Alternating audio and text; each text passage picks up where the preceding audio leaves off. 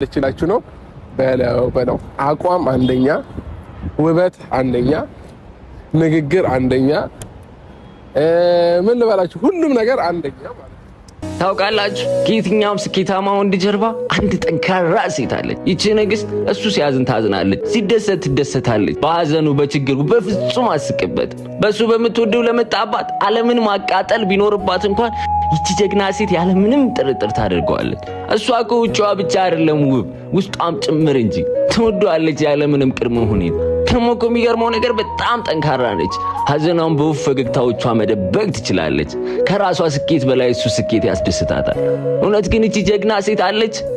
አዎ አለች። ከየትኛውም ስኬታማ ሴት ጀርባም ይቺ ንግስት አለች። ስኬትማ ከተባለ መወለድ ማደግም ዘርም ማየትም ስኬት ነው። እውነት ግን እቺ ጀግና ሴት ማን ነች? የእሷን ማንነት ሊገልጽ የሚችለው አንድና አንድ ቃል ብቻ ነው። እሱም ሀርሜቶ ወይም እናቴ የሚለው ቃል ብቻ። ወዳቸዋል እሺም